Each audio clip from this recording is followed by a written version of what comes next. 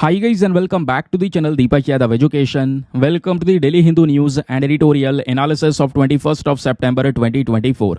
तो गाइज आज है तारीख 21 सितंबर 2024 और है सैटरडे। देखेंगे आज के द हिंदू कंप्लीट न्यूज़पेपर को एनालाइज करेंगे। बट लेक्चर में आगे बढ़ने से पहले अगर आपको इस लेक्चर का पीडीएफ चाहिए तो क्या करना है, सबसे पहले डाउनलोड करना है टेलीग्राम, देन उसके बाद जाके सर्च बॉक्स में टाइप करना Deepak Yadav education UPSC. As you can see guys आपको ये वाला चैनल मिल जाएगा, उस पर क्लिक करना और जाकर इस चैनल को ज्वाइन कर लेना। यहाँ से आप डेली बेसिस पे इस लेक्चर के पीडीएफ को डाउनलोड कर पाओगे। नाउ हमेशा की तरह हम लोग अपने लेक्चर को एक मैप के क्वेश्चन के साथ स्टार्ट करेंगे। तो आज आप सभी को मैप में जाकर देखना है अमेजन रिवर को कहाँ पर है एग्जैक्टली लोकेटेड, इसको अच्छे से मैप में देखना, देन उसके बाद आकर नीचे कमेंट सेक्शन में टाइप करना, जिससे कि आप लोग इसको लंबे समय तक याद रख पाओगे। साथ ही साथ एक क्वेश्चन सॉल्व करेंगे जो कि यूपीएससी पैटर्न के ऊपर बेस्ड है डेली बेसिस पे। यहाँ पे हम एक प्रैक्टिस क्वेश्चन को भी सॉल्व करते हैं। आपको याद होगा परसों के वीडियो में हमने पीएम आशा स्कीम के बारे में डिस्कशन किया था। पीएम आशा का फुल फॉर्म है प्रधानमंत्री अन्नदाता आय संरक्षण अभियान। तो दोस्तों ये जो इसी क्वेश्चन के अंदर में ऊपर 4 कंपोनेंट्स दिए गए हैं, बताना है इन चारों में से कितने कंपोनेंट्स, इस वजह से यहाँ पे हाउ मैनी लिखा हुआ है, ध्यान से क्वेश्चन को पढ़ना। इन चारों में से कितने कंपोनेंट्स हैं जो पीएम आशा स्कीम के अंडर में आते हैं। पहला बोलता है प्राइस सपोर्ट स्कीम, दूसरा है प्राइस डेफिशिएंसी पेमेंट स्कीम, तीसरा है एग्रीकल्चरल मार्केट एश्योरेंस स्कीम और चौथा है फार्मर्स इनकम स्टेबलाइजेशन फंड। इन चारों में से कितने कंपोनेंट्स पीएम आशा स्कीम के हैं। पहला ऑप्शन बोलता है केवल 1, दूसरा ऑप्शन बोलता है केवल 2, तीसरा ऑप्शन केवल 3 या फिर चौथा ऑप्शन चारों के चारों इसके कंपोनेंट्स हैं। तो इसका सही आंसर सभी को नीचे कमेंट सेक्शन में देना है। तो चलो शुभ आरंभ करते हैं। लेकिन उससे पहले मैं आपको बता दूं आज के हमारे न्यूज़पेपर एनालिसिस में कौन कौन से आर्टिकल्स हैं जिसको डिटेल से हम कवर करेंगे आपने इस लेक्चर के अंदर में। तो सबसे पहले आज के द हिंदू न्यूज़पेपर में पेज नंबर 1 को देखोगे तो यहाँ पे सबसे पहला और रेलिवेंट आर्टिकल मिलेगा जिसको जीएस पेपर नंबर 2 पॉलिटी के साथ में लिंक भी करेंगे। तो क्या है मैटर, अभी बेसिकली आईटी रूल्स को लेकर इसको समझने वाले हैं। कैसे जो फेक न्यूज़ है एक बड़ी प्रॉब्लम बना हुआ है, बट गवर्नमेंट का जो ये स्टेप है फेक न्यूज़ को टैकल करने का, वो कैसे हमारे फ्रीडम ऑफ स्पीच को वायलेट कर सकता है, ये बात बॉम्बे हाईकोर्ट ने बोली है। समझेंगे इस आर्टिकल को। देन उसके बाद दूसरी इंपॉर्टेंट खबर पेज नंबर 5 पर है, जहां पर एक फोटो के माध्यम से समझाया गया है कलरी पयतु के बारे में। एक इंपॉर्टेंट मार्शल आर्ट है केरला का, एक ऐसा टॉपिक है जिसको लेकर यूपीएससी पहले प्रश्न पूछ चुका है। देन उसके बाद पेज नंबर 8 पर अगर आप देख पाएंगे बहुत ही ज़्यादा इंपॉर्टेंट टॉपिक प्रेजेंट है। सुप्रीम कोर्ट ने अभी सरकार से बोला है कि भाई जो ये जजेस का अपॉइंटमेंट हो रहा है इसमें आप डिले पे डिले क्यों कर रहे हैं। तो यहाँ पे गवर्नमेंट का रोल क्या है, गवर्नमेंट क्या कर रही है, सुप्रीम कोर्ट का क्या है कहना। और सुप्रीम कोर्ट ऑब्वियस ही बात है एक बहुत ज़्यादा रिलीवेंट टॉपिक है हमारे पॉलिटी के पॉइंट ऑफ व्यू से। सुप्रीम कोर्ट क्या है, कैसे काम करता है, जजेस का अपॉइंटमेंट कैसे होता है, बहुत सारी चीज़ें हैं और पॉलिटी के बहुत सारे क्वेश्चन भी यहाँ पे हम सॉल्व करने वाले हैं। फिर उसके बाद पेज नंबर 10 पर एक और आर्टिकल प्रेजेंट है जहां पे बात हो रही है पीएम सोलर स्कीम के बारे में। अभी कुछ दिनों पहले मैंने आपको पीएम सूर्य घर मुफ्त बिजली योजना के बारे में पढ़ाया था, उसी को आज हम रिवाइज करने वाले हैं, एक relevant step regarding solar innovation. Then उसके बाद आज के अखबार में पेज नंबर 11 जो हमारा बिजनेस पेज होता है, यहाँ पे 2 रेलिवेंट टॉपिक्स आपको नजर आएंगे। सबसे पहले बात हो रही है कॉफी एक्सपोर्टर्स के बारे में। तो कॉफ़ी एक्सपोर्टिंग के मामले में कुछ नए स्टेप्स लिए जा रहे हैं जिससे आने वाले समय पर यानी 2047 तक टोटल कॉफ़ी का प्रोडक्शन लगभग 9 लाख टन तक हो जाएगा, ऐसा यहाँ पे अनुमान लगाया जा रहा है। देन उसके बाद पेज नंबर 11 सिमिलर पेज पर एक और टॉपिक रबर बोर्ड से संबंधित। ये दोनों के दोनों टॉपिक्स वो हैं जहां से यूपीएससी पहले भी क्वेश्चन पूछ चुका है। उन क्वेश्चन को भी एनालाइज करने वाले हैं हम अपने इन आर्टिकल्स के साथ में। तो रबर बोर्ड को लेकर एक नया स्टेप लिया जा रहा है, natural rubber board export portal बनाया जा रहा है। तो एक्सपोर्टिंग में काफ़ी ज़्यादा हेल्प करेगा, स्पेशली रबर इंडस्ट्रीज में जो लोग काम कर रहे हैं उनके लिए। फिर एट द लास्ट एडिटोरियल के पर्सपेक्टिव से अगर हम देखेंगे तो आज के द हिंदू न्यूज़पेपर में कोई एडिटोरियल काम का नहीं है, इस वजह से हमने इंडियन एक्सप्रेस का एडिटोरियल लिया है जिसको लेकर मेंस का क्वेश्चन भी डिस्कस करेंगे। सरकार ने प्लान किया है 6000 करोड़ रुपए की स्कीम को लेकर, जहां पे प्रिसीजन फार्मिंग को दोस्तों बूस्ट किया जाएगा। क्वेश्चन यह है बहुत दिनों से प्रिसीजन फार्मिंग जो ये टर्म है लगातार ट्रेंड कर रहा है, क्या है ये टर्म, कैसे काम करेगा और प्रिसीजन फार्मिंग होती क्या है, इससे संबंधित चैलेंजेस क्या हैं, हर एक एस्पेक्ट को इस पर्टिकुलर आर्टिकल में डिस्कस करेंगे और मेंस का क्वेश्चन भी लास्ट में आपको मिलेगा। ठीक है, तो ये सब चीज़ें होने वाली हैं जिसको हम कवर करेंगे। और अभी तक एक आर्टिकल ऐसा है जिसको डिस्कस करना बाकी है, वो है हमारा थंबनेल वाला आर्टिकल। थंबनेल में हमने मेंशन कर रखा है चाइना चांद के ऊपर में अपना बेस बना रहा है। इसको लेकर बहुत सारे न्यूज़ आर्टिकल्स ऑलरेडी पब्लिश हो चुके हैं। ये बेस कैसे बनाया जाएगा, कौन कौन इसमें शामिल है, हर एक बात मैं आपको बताने वाला हूँ, ध्यान से सुनिएगा। सबसे पहले ये टाइम्स ऑफ इंडिया का आर्टिकल देख पाएंगे, और टाइम्स ऑफ इंडिया ही नहीं, इंडिया टुडे और भी वेरियस न्यूज़ आर्टिकल इस टॉपिक को लेकर पब्लिश हो चुके हैं। तो दोस्तों, बताया जा रहा है कि चाइना लगातार बहुत तेज़ी से काम कर रहा है अपने मिशन को सेटअप करने के लिए। इनका टारगेट है एक ह्यूमन बेस बनाना चंद्रमा के ऊपर में, और ऑलरेडी यहाँ पर इस प्लान के बारे में ये समझा चुके हैं। इनका मेन मकसद है चंद्रमा के साउथ पोल पर, जहाँ पे भारत पिछले साल पहला देश बना लैंड करने वाला, वहाँ पर ये अपना इंटरनेशनल ल्यूनार रिसर्च स्टेशन बनाएंगे। और जो ये प्रोजेक्ट होगा इसको सपोर्ट करेगा रशिया की मदद से यहाँ पर चाइना यह प्रोजेक्ट करने वाला है। इस पूरे प्लान को लॉन्च किया जाएगा बड़े बड़े हैवी रॉकेट्स के माध्यम से। बताया जा रहा है 2030 से लेकर 2035 के बीच में 5 सुपर हैवी रॉकेट्स को लॉन्च किया जाएगा।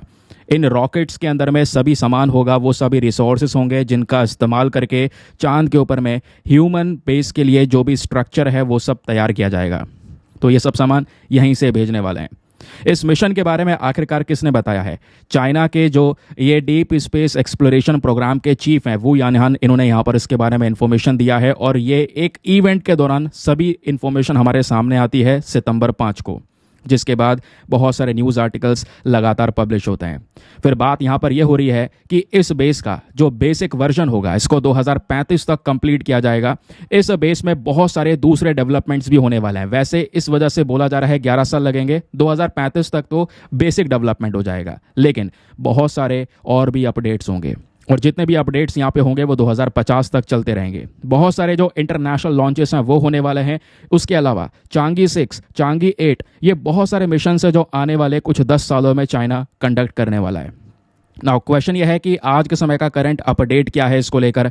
तो दोस्तों, चाइना का जो ये डीप स्पेस एक्सप्लोरेशन प्रोजेक्ट है, इसका पहला फेज ये लोग शुरू करने वाले हैं और इसको 2035 तक कंप्लीट कर देंगे, जहाँ पे मेन पर्पज़ है, जैसे मैंने बताया, चाइना के साउथ पोल पर अपना इस प्रकार से रिसर्च स्टेशन को बनाना।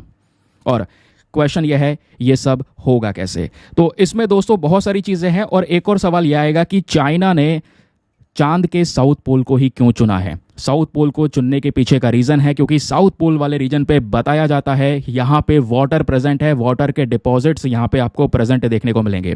काफ़ी स्टेबल एनवायरनमेंट है जहाँ पे रोबोट्स को सपोर्ट मिलेगा, ह्यूमंस को एक सपोर्ट मिल सकता है, वो लंबे समय तक रुक सकते हैं। ऐसा कुछ अपडेट यहाँ पे हमको शेयर किया गया।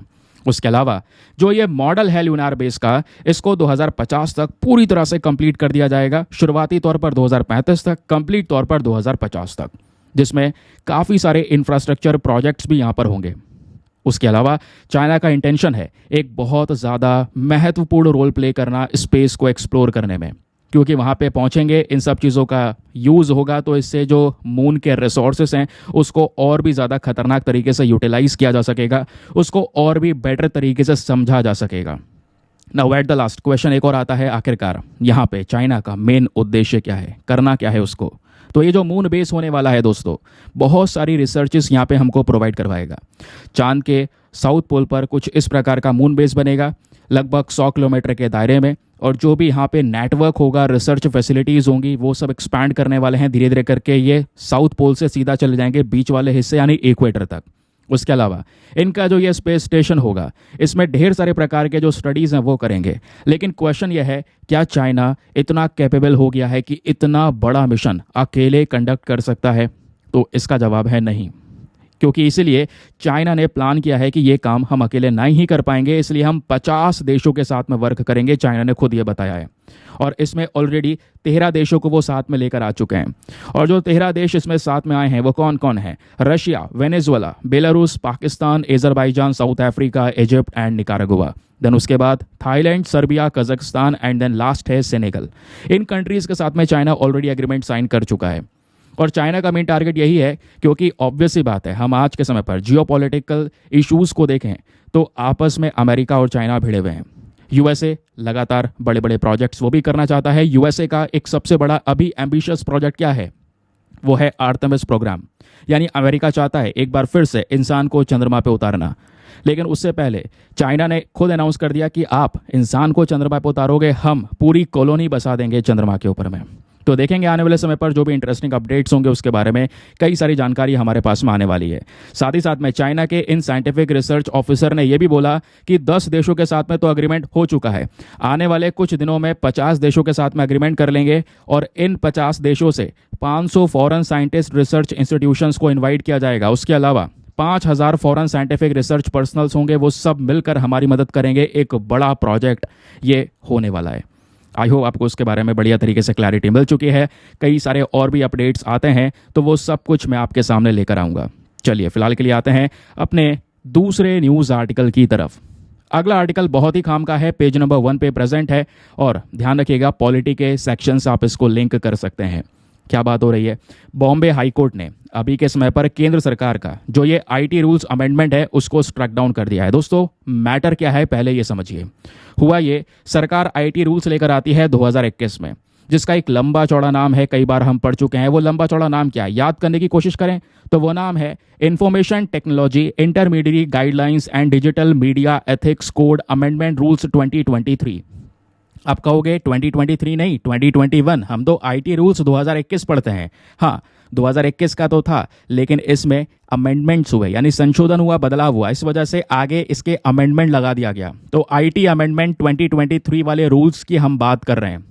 इसको लेकर कोर्ट में ऑलरेडी पिटीशन डाली जा चुकी है। पहले यहाँ पे कुछ नाम दिए जा रहे हैं, जैसे कुणाल कामरा ने पिटीशन डाली बॉम्बे हाई कोर्ट में और बोला कि सरकार का जो ये अमेंडमेंट किया गया है इस आईटी रूल 2021 में, ये अमेंडमेंट गलत है। सरकार अमेंडमेंट करने के बाद में फेक न्यूज़ जैसी चीज़ों से लड़ने के लिए बहुत सारे प्रकार के रिस्ट्रिक्शन लगा सकती है, ऐसा यहाँ पर इस पिटीशन में बोला। फिर कुणाल कामरा के पिटीशन को एडिटर गिल्ड ऑफ इंडिया ने, उसके अलावा इंटरनेट फ्रीडम फाउंडेशन ने भी सपोर्ट किया। उसके बाद इस पिटीशन को और ज़्यादा वैल्यू मिल गई। देन आईटी रूल अमेंडमेंट को लेकर बहुत सारे डिस्कशंस होने लगे। फिर उसके बाद दोस्तों ये मैटर चलते चलते 1 साल हो गया था। नाउ फाइनली यहाँ पर अभी के समय पर बॉम्बे हाई कोर्ट ने बोला है कि जो आपका ये अमेंडमेंट है इसको हम स्ट्राइक डाउन कर रहे हैं, इसको हम यहाँ पर हटा रहे हैं। ये अमेंडमेंट सही नहीं है आपके फेक न्यूज़ को लेकर। लेकिन अभी सुप्रीम कोर्ट ने कुछ नहीं बोला है। सुप्रीम कोर्ट भी यहाँ पर इस मैटर के ऊपर अपने कुछ point of views definitely share करने वाला है आने वाले समय पर। हाँ लेकिन पिछला कुछ डेटा देखते हैं तो सुप्रीम कोर्ट ने भी फैक्ट चेक यूनिट को बनाने के ऊपर में एक रोक लगा दी थी। अच्छा फैक्ट चेक यूनिट, अब आप सोच रहे होंगे सर ये मामला चल क्या रहा है कि आखिरकार अमेंडमेंट करा गया नियम के अंदर में, तो वो अमेंडमेंट करके आखिरकार क्या चीज़ लेकर आई गई थी, चलो मैं आपको ये समझाता हूँ। उससे पहले आपको कुछ बेसिक चीज़ें समझनी होगी। तो दोस्तों यहाँ पे सबसे पहले आते हैं 2021 में आईटी रूल्स, जिनकी बहुत ही ज़्यादा चर्चा होती है। इवन इंडिया में नहीं दुनिया भर में हमारे नियम को लेकर डिस्कशन हुए। इस आईटी रूल्स के अंदर में मेन पर्पस क्या है, इंफॉर्मेशन टेक्नोलॉजी को लेकर जो हमारे सोशल मीडिया प्लेटफॉर्म्स हैं, ओटीटी प्लेटफॉर्म्स हैं, इनके ऊपर जो भी कंटेंट चल रहा है उस कंटेंट को सरकार रेगुलेट करेगी। सरकार का ये मेन पर्पस था। अब होता यह है कि जो ये ओटीटी प्लेटफॉर्म्स हैं या सोशल मीडिया प्लेटफॉर्म्स हैं, इन पर बहुत तेज़ी से फेक न्यूज़ फैलनी शुरू हो जाती है। उस फेक न्यूज़ को काउंटर करने के लिए गवर्नमेंट ये स्टेप उठाती है। सरकार का ये कहना था कि हम फैक्ट चेक यूनिट बनाएंगे, अलग अलग छोटे छोटे ऑर्गेनाइजेशंस बनाएंगे। जैसे आज के समय पर हमारे पास में पीआईबी फैक्ट चेक यूनिट है, आपको पता है ना। कोई भी सरकार के खिलाफ में गलत इन्फॉर्मेशन या फेक न्यूज़ होती है तो पीआईबी फैक्ट चेक उसको चेक करने के बाद में सही इन्फॉर्मेशन वापस से वो पब्लिश करता है कि ये गलत अफवाहें फैलाई जा रही हैं। तो ऐसे ही दोस्तों और भी कई सारे प्लेटफॉर्म्स बनाए जाएंगे। सरकार ने यहाँ पे बोला है कि हम एक एजेंसी बनाने वाले हैं, जैसे प्रेस इंफॉर्मेशन ब्यूरो होगा, और इस बॉडी को सारा का सारा काम सौंप दिया जाएगा कि जितनी भी गलत खबरें हैं, फेक न्यूज़ हैं, उन सबको ये टैकल करेंगे। तो ऐसे बेसिस पे दोस्तों आईटी रूल 2021 को शुरू किया गया, जिसमें सोशल मीडिया के साथ साथ डिजिटल मीडिया, ओटीटी प्लेटफॉर्म्स, हर एक चीज़ को कवर किया गया कि भाई फेक न्यूज़ की शुरुआत कहाँ से हुई, सबसे पहली बार यहाँ पर ये कंटेंट ओरिजिनेट कहाँ से हुआ उसका पता लगाना, और जितने भी लोग फेक न्यूज़ फैलाने में शामिल हैं उन सबको पनिशमेंट देना इस आईटी एक्ट के तहत। ये बेसिकली यहाँ पर गवर्नमेंट का मेन पर्पस था 2021 में। फिर 2023 में इन्होंने इसमें कुछ अमेंडमेंट्स करके बोला हम ऐसे ही फैक्ट चेक टीम बनाने वाले हैं, जिसमें ये जो टीम है ये काम करेगी, मॉनिटर करेगी, जो भी प्लेटफॉर्म्स पे कंटेंट चल रहा है उसको देखा जाएगा, और अगर कोई भी फेक न्यूज़ होगा तो उसको हटाने की पूरी कोशिश की जाएगी उसी पर्टिकुलर प्लेटफॉर्म से।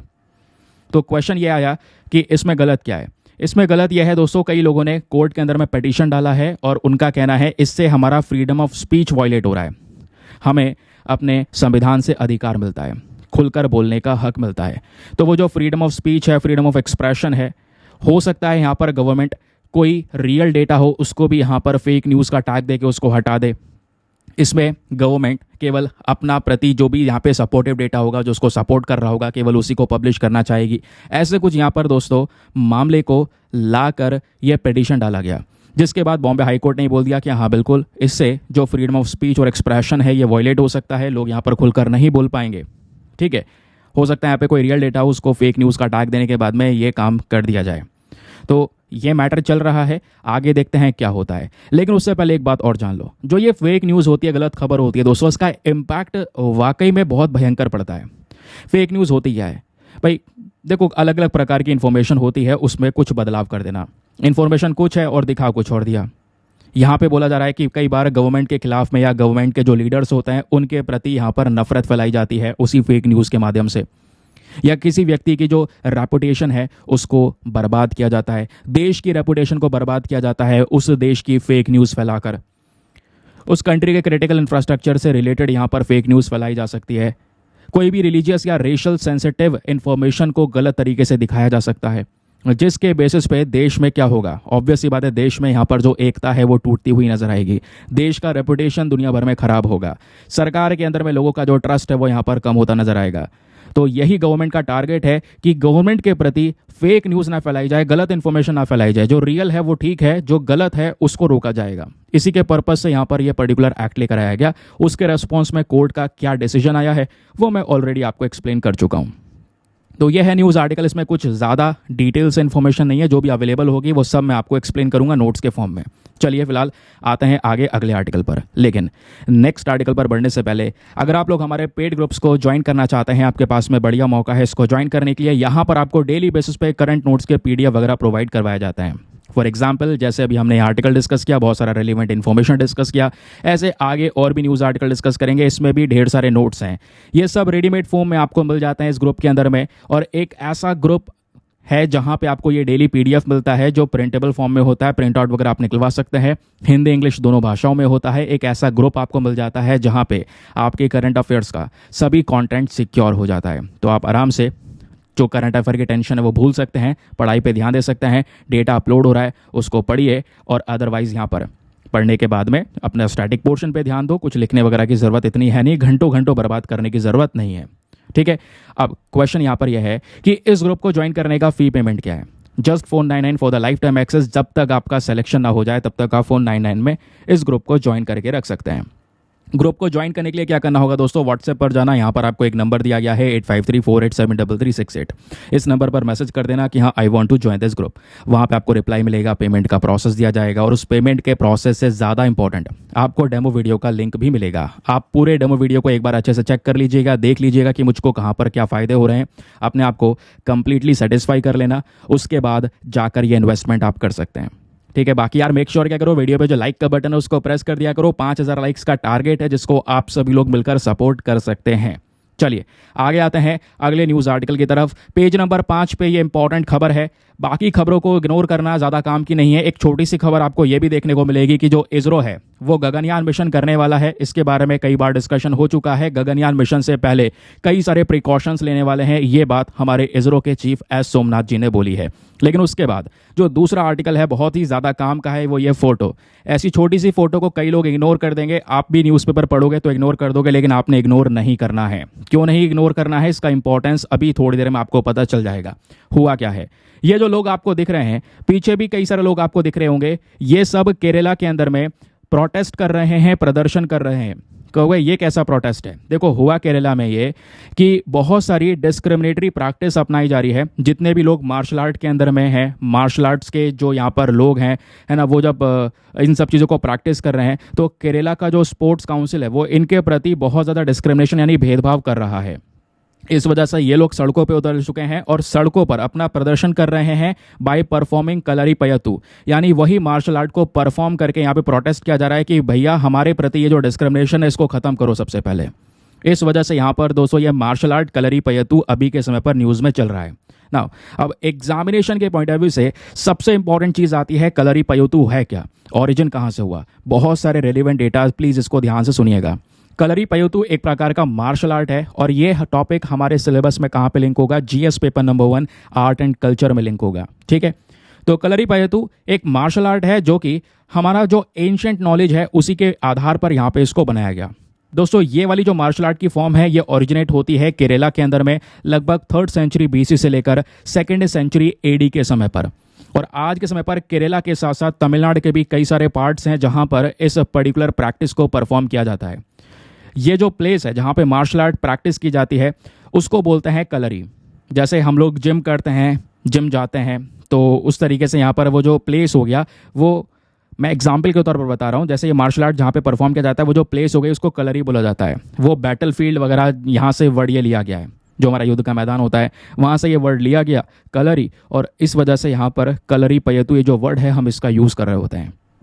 कलरीपयतु ध्यान रखिएगा एक बहुत ही ज़्यादा पुराना फॉर्म है लड़ने का जो आज भी एग्जिस्ट करता है, और इन मार्शल आर्ट के प्रैक्टिशनर्स ने इसको एग्जिस्ट करवा रखा है। जैसे आज हम लोग बात करते हैं ना कुंग फू की, तो जो ये कुंग फू है ये मॉडर्न कॉन्सेप्ट है, लेकिन कलरीपयतु बहुत पहले का एक ओल्डेस्ट कॉन्सेप्ट आपको देखने को मिल जाएगा। समझ गए? क्लियर हो गया? चलिए आगे आते हैं। अब ये सब चीज़ें मैंने आपको क्यों बताई, क्योंकि यूपीएससी ने साल 2014 में एक क्वेश्चन पूछ लिया और डायरेक्टली कलरीपयतु के बारे में ही सवाल पूछा गया। सवाल ये था कि इंडिया के कल्चर और ट्रेडिशन के रेफरेंस में कलरीपयतु क्या है। तो उसका सही उत्तर आपका देखने को मिल जाएगा ऑप्शन नंबर डी, क्योंकि आप देख के पता चल जाएगा कहीं पर भी मार्शल आर्ट की बात नहीं हो रही है। बोला जा रहा है कलरीपयतु ऑप्शन नंबर 3 के अंदर में कि ये डांस और ड्रामा का एक प्रकार का फॉर्म है या कुछ और काम है, ऐसा कुछ भी नहीं है। क्योंकि आपको सीधा पता है कि भाई कलरीपयतु एक मार्शल आर्ट है, तो आप सीधा ऑप्शन नंबर डी लगा पाएंगे कि हाँ ये एक एंशिएंट मार्शल आर्ट है, लिविंग ट्रेडिशन है जो कि साउथ इंडिया के कुछ पार्ट्स के अंदर में परफॉर्म किया जाता है, स्पेशली केरला एंड तमिलनाडु। ठीक है, ये बात क्लियर हो गई। चलिए अगले आर्टिकल पर आते हैं। अगला न्यूज़ आर्टिकल हमारे द हिंदू न्यूज़पेपर में पेज नंबर 8 पर प्रेजेंट है, जहां पे बात हो रही है सुप्रीम कोर्ट सरकार से बोलती है to explain delay in the appointment of जजेस। देखो मैटर क्या है मैं आपको थोड़ा सा ये बताता हूँ। पिछले साल भी लगभग 27 सितंबर को ये आर्टिकल छपा था न्यूज़पेपर में, क्योंकि पुराना डेटा मेरे पास में स्टोर रहता है, तो जब भी मैं यहाँ पर डिस्कशन करता हूँ तो उससे रिलेटेड इन्फॉर्मेशन आती रहती है। तो ये पिछले साल के 27 सितंबर के अखबार का डेटा है दोस्तों, जहां पे अगेन सुप्रीम कोर्ट ने यही मुद्दा उठाया था। लगभग 1 साल बाद फिर से ये मुद्दा उठा रहे हैं, यानी 1 साल से ये मैटर लगातार चल रहा है। सुप्रीम कोर्ट ये बोलता है जुडिशरी आज के समय पर टैलेंट को धीरे धीरे खो रही है। क्यों? क्योंकि सरकार यहाँ पर जो भी जुडिशरी के अंदर में अपॉइंटमेंट के नाम गवर्नमेंट के पास में भेजे जाते हैं उस पर बैठ जाती है। बैठने का मतलब है कि उसको लेकर अपना डिसीजन नहीं देती है। हाई कोर्ट के अंदर में आज जो जजेस की वैकेंसीज है वो काफ़ी ज़्यादा खाली पड़ी हुई है, सुप्रीम कोर्ट में फुल हैं। आपको पता है ना, सुप्रीम कोर्ट में टोटल 34 जजेस होते हैं। आज यहाँ पर सभी जजेस यहाँ पे काम कर रहे हैं, बट हाई कोर्ट के अंदर में बहुत सारे जो वैकेंसीज है वो पेंडिंग पड़ी हुई हैं। और अगर जजेस नहीं होंगे तो केसेस की सुनवाई कैसे होगी? तो इस वजह से जो केसेस का पेंडेंसी वाला मामला है वो भी बहुत बड़े लेवल पर है। सुप्रीम कोर्ट में अगर हम केसेस पेंडिंग की बात करेंगे तो 80,000 से ज़्यादा केसेस आपको नजर आएंगे। हाई कोर्ट में बात करेंगे तो लाखों केसेस पेंडिंग पड़े हैं। अब भाई इन केसेस से लड़ा कैसे जा सकता है? जब अच्छा खासा हमारे पास में कोर्ट का इंफ्रास्ट्रक्चर होगा, बहुत सारे जजेस होंगे, तभी तो पुराने केसेस को या नए केसेस को हैंडल किया जाएगा। अदरवाइज पुराने केसेस ऐसे ही पड़े हुए हैं, जजेस की संख्या ऑलरेडी कम है, नए नए केसेस आ रहे हैं, वो भी धीरे धीरे करके दब जाते हैं, वो भी पेंडिंग लिस्ट में चले जाते हैं। तो भाई इसको लेकर यहाँ पे जजेस का टाइम पर अपॉइंटमेंट होना ज़रूरी है। और इसके लिए जब भी अपॉइंटमेंट किया जाता है, जैसे कॉलेजियम सिस्टम यहाँ पे वर्क करता है जजेस को अपॉइंट करने के लिए, तो अपॉइंटमेंट के लिए जब कॉलेजियम सिस्टम नाम देता है सरकार को, तो सरकार को अप्रूवल देना होता है उस नाम को लेकर कि हाँ ठीक है आप इसको एज अ जज बना सकते हैं। तो यहाँ पे हमारे chief justice of DY Chandrachud जो जी हैं, है ना, क्योंकि यहाँ पर बोला जा रहा है कि एक केस हुआ उसको 3 जज की बेंच ने देखा, उसमें हमारे DY चंद्रचूड़ जी रहे, उसके अलावा 2 और इम्पोर्टेंट जजेस थे। उन सब ने मिलकर गवर्नमेंट से पूछा कि भाई यहाँ पे हमने हमारे कॉलेजियम सिस्टम ने जो नाम है वो यहाँ पर प्रोवाइड करवा दिए, तो आप उस नाम पर एक्शन क्यों नहीं ले रहे हैं? आप उनका अपॉइंटमेंट कीजिए ना, क्योंकि रोल यहाँ पर दोनों का ही है। एट दी लास्ट यहाँ पे गवर्नमेंट को भी इसमें ही रोल निभाना है। तो सुप्रीम कोर्ट यही बोलता है कि देखिए कॉलेजियम सिस्टम कोई नॉर्मल कमेटी नहीं है, यहाँ पर आपको एक्शन लेने की ज़रूरत है। ठीक है, क्योंकि आप ऐसे नॉर्मल कमेटी की तरह इस कॉलेजियम सिस्टम को ट्रीट नहीं कर सकते। कॉलेजियम के अंदर में इंपॉर्टेंट जजेस होते हैं जो मिलकर डिस्कस करते हैं भाई किसको यहाँ पर जज बनना है, तो उन सब जजेस का अपॉइंटमेंट कीजिए। अदरवाइज प्रॉब्लम्स यहाँ पे बड़ी होने वाली हैं, वैकेंसीज खाली पड़ी हैं और केसेस पेंडिंग पड़े हैं, दोनों को लेवल पे लेकर आना है, तो आपको वैकेंसीज भरनी पड़ेंगी, तभी जो पेंडिंग केसेस हैं उनको टैकल किया जा सकेगा। ये बेसिकली यहाँ पर मैटर चल रहा है हमारे इस पर्टिकुलर आर्टिकल में। लेकिन एग्जामिनेशन में क्या कुछ यहाँ से पूछा जाएगा? कभी नहीं। एग्जामिनेशन में अगर आपसे कुछ पूछा गया तो दोस्तों सिंपल सा पहले ये पूछा जाएगा कि बताइए सुप्रीम कोर्ट का जजेस का अपॉइंटमेंट एग्जैक्टली होता कैसे है। चलिए मैं आपको बताता हूँ। देखिए, जब भी हम बात करते हैं सुप्रीम कोर्ट में जजेस की स्ट्रेंथ की, तो आज के समय पर टोटल 34 जज होते हैं सुप्रीम कोर्ट में। कितने? 34 जजेस। 34 जज में से एक तो हो जाते हैं चीफ जस्टिस ऑफ इंडिया, जैसे आज के समय पर हमारे डीवाई चंद्रचूड़ जी हैं, तो हो गए एक सीजीआई, और बाकी हो गए अदर 33 जजेस। ये सब मिलकर 34 जज होते हैं जो सुप्रीम कोर्ट में वर्क कर रहे होते हैं। नाउ क्वेश्चन यह है कि इन जजेस को अपॉइंट करने के लिए इनका कोई क्वालिफिकेशन होता होगा? बिल्कुल। सुप्रीम कोर्ट का जज बनने के लिए आपको बहुत ज़्यादा क्वालिफिकेशंस की ज़रूरत होती है। जैसे ये बात हमारा संविधान खुद बोलता है। कॉन्स्टिट्यूशन को देखोगे तो आर्टिकल 124 क्लॉज 3 ये बोलता है कि एक व्यक्ति जिसको जज के तौर पर अपॉइंट करते हैं उसको, पहली बात, भारत का नागरिक होना जरूरी है। दूसरा, वो हाई कोर्ट में कम से कम 5 साल तक जज के तौर पर सर्व किया होना चाहिए। तीसरा, या फिर वो हाई कोर्ट में लगभग 10 साल तक यहाँ पर एडवोकेट के फॉर्म में रहा हो, वहाँ पे उसने सर्व किया हो। अगर ये सारी चीज़ें हो रही हैं तभी यहाँ पे उसको एज अ जज अपॉइंट किया जाएगा। नाउ क्वेश्चन यह है, अपॉइंटमेंट करता कौन है? जजेस का अपॉइंटमेंट बिल्कुल लास्ट में सरकार के हाथ में है, यानी जो प्रेसिडेंट है उनके हाथ में है। ये बात कहाँ पे लिखी है? अगेन हमारे कॉन्स्टिट्यूशन में ही आर्टिकल 124 क्लॉज 2 में लिखी गई है। इस आर्टिकल के आधार पे बोला गया है जो हमारे प्रेसिडेंट हैं, हमारे राष्ट्रपति हैं, वो सुप्रीम कोर्ट के जजेस के साथ में कंसल्ट करते हैं, बातचीत करते हैं, हाई कोर्ट के जजेस के साथ में डिस्कशंस करते हैं, देन उसके बाद में जाकर इन जजेस का अपॉइंटमेंट किया जाता है। और हर एक जो अपॉइंटेड जज होता है, जिसका अपॉइंटमेंट होता है, वो हमारे राष्ट्रपति के सामने ही वो शपथ लेते हैं, देन उसके बाद में प्रॉपर तरीके से अपनी ड्यूटीज़ को परफॉर्म कर पाएंगे। वही जैसे नॉर्मल हर एक सरकारी कर्मचारी की शपथ होती है, जैसे मतलब जो बड़े लेवल पर काम करते हैं, है ना, कि भाई यहाँ पर जो देश के लिए हम काम करेंगे, बिना डर के अपनी सभी ड्यूटीज़ को बहादुरता से परफॉर्म करेंगे, वैसे यहाँ पर शपथ ली जाती है प्रेसिडेंट के सामने। नाउ अब बात आती है टेन्योर एंड रेजिग्नेशन के बारे में। तो दोस्तों यहाँ पर ध्यान रखिएगा कि आज के समय पर जो मिनिमम एज लिमिट है जज के अपॉइंटमेंट की, वो कोई प्रेस्क्राइब्ड ही नहीं है। मिनिमम एज की बात कर रहा हूँ मैं, मैक्सिमम एज की बात नहीं कर रहा कि भाई कौन कितनी उम्र में जज बन सकता है। तो मिनिमम एज का कोई भी प्रेस्क्रिप्शन नहीं है। लेकिन सुप्रीम कोर्ट का जज यहाँ पे कोई बनता है तो उसकी मैक्सिमम एज बताई गई है कि वो 65 साल की उम्र तक सर्व कर सकता है, until they reach the age of 65 years। या तो वो जज रिजाइन कर सकता है 65 साल से पहले, या प्रेसिडेंट यहाँ पे उसको रेजिग्नेशन दे सकते हैं, मतलब उसका रिजाइन करवा सकते हैं। अदरवाइज यहाँ पे नहीं तो फिर वो 65 साल तक सर्व करेगा, उसके बाद यहाँ पर उसका टेन्योर ऑलरेडी खत्म हो जाएगा। समझ गए? क्लियर हो गया? रिजाइन कैसे करेगा वो व्यक्ति, यानी वो जो जज है वो अपना रेजिग्नेशन लेटर प्रेसिडेंट को सौंप देगा, उसके बेसिस पे रेजिग्नेशन हो जाता है। तो ये टेन्योर और रेजिग्नेशन का रिलेटेड डेटा हो गया हमारे जजेस का। फिर बात आती है सैलरीज एंड अलाउंसेस की।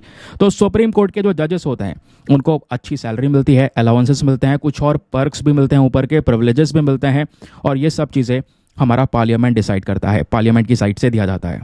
तो सुप्रीम कोर्ट के जजेस की सैलरीज, पेंशन, अलाउंसेस, जितनी भी चीज़ें होती हैं वो सब हमारे कंसोलिडेटेड फंड ऑफ इंडिया से दी जाती हैं। प्लीज़ इसको ध्यान रखिएगा, वेरी इंपॉर्टेंट। नाउ एक और क्वेश्चन आता है कि भाई यहाँ पर अगर मान लो कोई जज है जिसने सर्व किया है और वो 65 साल तक सर्व कर चुका है, उसका टेन्योर खत्म हो चुका है, वो रिटायर हो चुका है, तो रिटायरमेंट के बाद में क्या वो कहीं पर दूसरी जगह पे सर्व कर सकता है? नहीं। ध्यान रखना, रिटायरमेंट के बाद में अ जज of the supreme court is prohibited, यानी जो जज होता है सुप्रीम कोर्ट का, उसके ऊपर में रेस्ट्रिक्शन है, वो किसी भी कोर्ट में इस तरीके से लॉ की प्रैक्टिस नहीं कर सकता, या किसी भी गवर्नमेंट अथॉरिटी में फिर वो वर्क नहीं कर सकता रिटायरमेंट के बाद। समझ गए? अब क्वेश्चन यह है कि मतलब रिटायरमेंट के बाद वो व्यक्ति बेकार है? बिल्कुल, उसका तो हम यूज़ कर सकते हैं ना, उसका बहुत अच्छा एक्सपीरियंस है, हम कोर्ट वाले ही सेक्टर में यूज़ कर लें एक बार पेंडिंग केसेस को रिजॉल्व करने के लिए और दूसरी जगह पे। तो इसको लेकर क्या कोई प्रोविजन नहीं है? तो देखिए दोस्तों, इसको लेकर सोचा गया है हमारे इंडियन कॉन्स्टिट्यूशन के अंदर में आर्टिकल 128 के अकॉर्डिंग। ध्यान रखना, कौन सा आर्टिकल? अनुच्छेद 128 जो है भारतीय संविधान का, इसके अकॉर्डिंग बात करेंगे तो कोई भी रिटायर्ड जो जज होता है सुप्रीम कोर्ट का, इसको बुलाया जा सकता है सुप्रीम कोर्ट में वापस काम करने के लिए। लेकिन ये बुलाएगा कौन? हमारे चीफ जस्टिस ऑफ इंडिया। कहोगे चीफ जस्टिस ऑफ इंडिया के पास में इतनी पावर है कि वो किसी भी रिटायर्ड जज को बुला सकते हैं? तो देखिए, चीफ जस्टिस ऑफ इंडिया अकेले नहीं बुलाएंगे, पहले उन्हें राष्ट्रपति से परमिशन लेनी होगी, प्रेसिडेंट से परमिशन लेंगे, उसके बाद ही यहाँ पर वो जज को बुलाएंगे। आप यहाँ पे इंडियन कॉन्स्टिट्यूशन की खूबसूरती देख रहे हैं? किसी को भी प्रॉपर तरीके से हर एक चीज़ की पावर नहीं दी गई है। किसी के पास में पावर है तो दूसरा चेक करने के लिए बैठा है ना। यही इसी वजह से यहाँ पर जो डेमोक्रेसी आज के समय पर वो हमारी देखने को मिल रही है ना। क्वेश्चन यहाँ पर यह है, क्या सुप्रीम कोर्ट के जजेस को हटाया जा सकता है? हाँ, बिल्कुल हटाया जा सकता है। क्यों नहीं हटा सकते? कैसे हटा सकते हैं, जरा ये सुनिए। सुप्रीम कोर्ट का जो जज है उसको उसके ऑफिस से रिमूव कर सकते हैं by the order of the president. President अपने ऑर्डर से यहाँ पर हटा सकते हैं, लेकिन सुप्रीम कोर्ट के जज को रिमूव करने का जो प्रोसेस होता है वो भारी होता है। यानी पार्लियामेंट के अंदर में जो हमारी स्पेशल मेजोरिटी होती है उसके माध्यम से यहाँ पर जो मतलब स्पेशल मेजोरिटी के माध्यम से वोटिंग होती है, उसी के आधार पे यहाँ पे हम क्या करते हैं, उसको हटा देते हैं। तो जो भी यहाँ पर रिमूवल होता है, कहोगे क्यों हटाते हैं भाई? मान लो कोई जज है जो मिसबिहेव कर रहा है या उसके अंदर में वो कैपेसिटी व काबिलियत नहीं है काम करने की, तो हटा दिया जाएगा। पार्लियामेंट के पास में ये प्रॉपर अथॉरिटी आपको देखने को मिल जाती है जहाँ पे वो जजेस के मिसबिहेवियर जैसी चीज़ों को इन्वेस्टिगेट कर सकते हैं। और एक बार यहाँ पे जज अपॉइंट हो जाता है, वो 65 साल तक सर्व करता है, ये मैं आपको बता चुका हूँ। लेकिन अगर मिसबिहेवियर उसका देखने को मिल रहा है या वो इनकेपेबल है काम करने के लिए, तो बीच में उसको हटाया भी जा सकता है।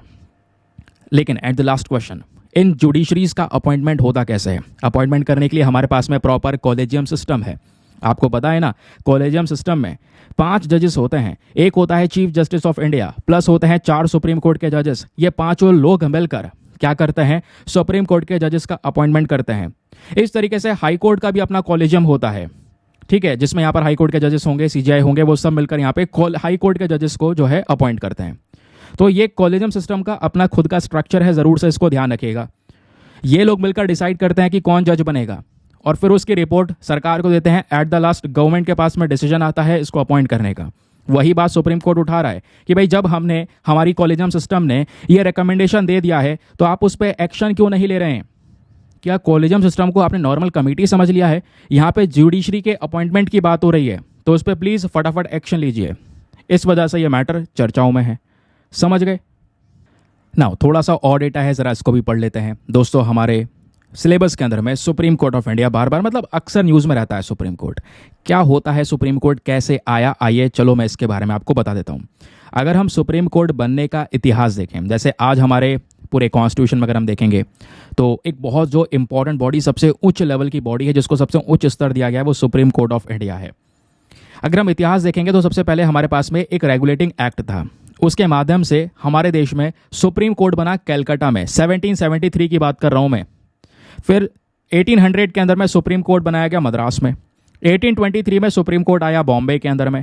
देन 1861 के अंदर में हाई कोर्ट बनाया गया, मतलब हाई कोर्ट नहीं, हाई कोर्ट को लेकर एक एक्ट आया और उस एक्ट के माध्यम से हाई कोर्ट्स बना दिए गए, सुप्रीम कोर्ट को खत्म कर दिया गया। तो ध्यान रखना, 1773, 1800, 1823 सुप्रीम कोर्ट्स हुआ करते थे। 1861 में हाई कोर्ट बनाकर सुप्रीम कोर्ट को अबॉलिश कर दिया गया। लेकिन फिर गवर्नमेंट ऑफ इंडिया एक्ट 1935, कैसे भूल सकते हैं भाई, आधा हमारा संविधान के जो बहुत सारे प्रोविजंस है वो सब गवर्नमेंट ऑफ इंडिया एक्ट 1935 के आधार पर ही हैं। तो होता यह है कि इस पर्टिकुलर एक्ट के माध्यम से भारत में पहली बार बना फेडरल कोर्ट ऑफ इंडिया। फिर क्योंकि हमने इसी एक्ट का इस्तेमाल करके अपना संविधान बनाया है, बहुत सारी चीज़ें यहीं से ली हैं, तो इस वजह से 1950 में जाकर 1947 में देश आज़ाद हुआ, कई सारे प्रोविजंस आ गए। फाइनली 1950 के अंदर में भारत का सुप्रीम कोर्ट बन जाता है अंडर दी आर्टिकल 124।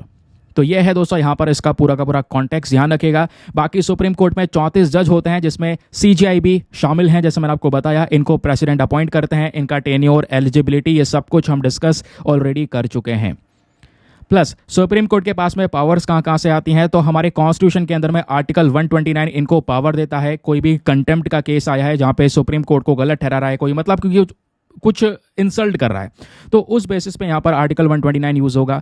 आर्टिकल 137 यहाँ पर सुप्रीम कोर्ट को अपने जजमेंट्स को रिव्यू करने की ताकत देता है। आर्टिकल 141 की बात करेंगे तो सुप्रीम कोर्ट के डिसीजन सभी कोर्ट्स के ऊपर बाइंडिंग रहेंगे, ये बात बताता है। आर्टिकल 142 उस तरीके से आप देख पाएंगे जहाँ पे सुप्रीम कोर्ट के जो ऑर्डर्स हैं वो इन्फोर्सेबल होंगे, उसके बारे में बात की गई है। फिर आर्टिकल 147 आप देख पाएंगे जहाँ पे सुप्रीम कोर्ट एक अल्टीमेट बॉडी है हमारे कॉन्स्टिट्यूशन की, जो हमारे कॉन्स्टिट्यूशन का प्रोटेक्शन का ध्यान रखेगी, वो यहाँ पर एक्सप्लेन किया गया है।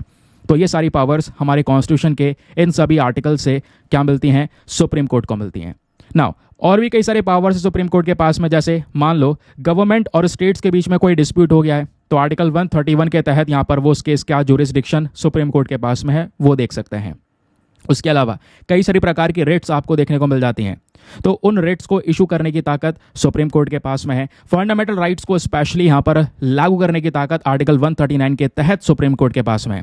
अब सुप्रीम कोर्ट में कई सारे मैटर्स होते हैं जो कि सीधा हाई कोर्ट से आते हैं, है ना। हाई कोर्ट में कोई मुद्दा चल रहा है, वहाँ पे कोई हार गया, उसका कहना है नहीं मैं इस मुद्दे को सीधा अपील करूंगा सुप्रीम कोर्ट में।